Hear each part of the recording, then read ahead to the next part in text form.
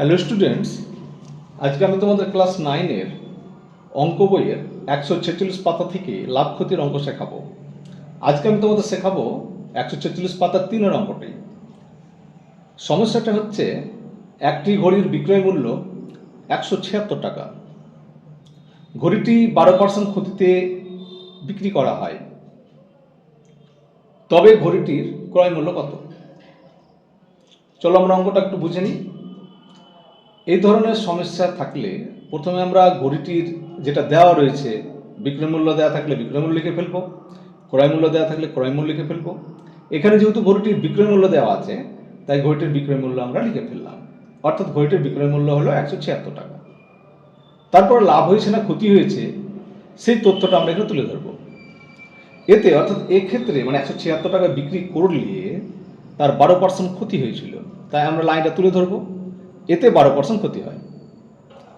এই যে 12% ক্ষতি হয়, এই তথ্যটা থেকে আমরা যেটা ইন ডিটেলসে তথ্য পাবো সেটা হচ্ছে, ধরি ঘড়িটির যদি ক্রয় মূল্য 100 টাকা হয়, অর্থাৎ 100 টাকায় কেনা হয়, যেহেতু 12% ক্ষতি হয়েছে তাই বিক্রয় মূল্য হবে 88 টাকা। অর্থাৎ ক্রয় মূল্য থেকে বিক্রয় মূল্য কম হতে হবে, তাই আমরা 100 থেকে 12 বাদ দিয়ে 88 পেয়েছি। তাহলে কি পেলাম? 100 টাকায় কিনে 88 টাকায় ঘড়িটি বিক্রি করা হয়। তাহলে এই 12% থেকে আমরা দুটো আরও বিষয় পেয়ে গেলাম, একটা হচ্ছে তোমার ক্রয় মূল্য এবং আরেকটা হচ্ছে বিক্রয় মূল্য। এখন এই ক্রয় মূল্য এবং বিক্রয় মূল্য নিয়ে যে ভগ্নাংশটা আমরা বানাতে পারবো, সেই ভগ্নাংশ দিয়ে যেটা দেওয়া রয়েছে প্রকৃত বিক্রয় মূল্য, সেটাকে যদি গুণ করে দিই তাহলে কিন্তু ঘড়িটির প্রকৃত ক্রয় মূল্য আমরা পেয়ে যাব। এটা একটা শর্টকাট। তাই আমরা ডিরেক্ট এবার উত্তরে চলে যাব। অতএব ঘড়িটির ক্রয় মূল্য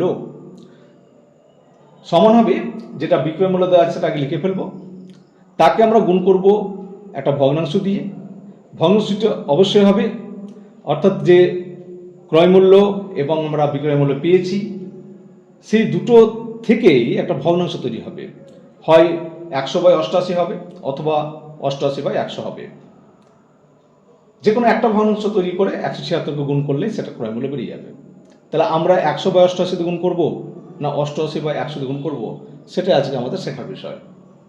মনে রাখবে, যেটা জানতে চাওয়া হয়েছে, অর্থাৎ যদি ক্রয় মূল্য জানতে চাই তাহলে ক্রয় মূল্য উপরে লিখব, যদি বিক্রয় মূল্য জানতে চাই তাহলে বিক্রয় মূল্য উপরে লিখব।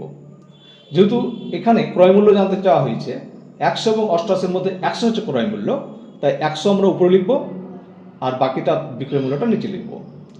এইভাবে যে ভগ্নাংশটা আমরা পেলাম 100/88, এটা দিয়ে প্রকৃত বিক্রয় মূল্যকে অর্থাৎ 176কে গুণ করে দিলেই অটোমেটিক্যালি ক্রয় মূল্যটা বেরিয়ে যাবে, অর্থাৎ ঘড়িটির প্রকৃত ক্রয় মূল্যটা বেরিয়ে যাবে।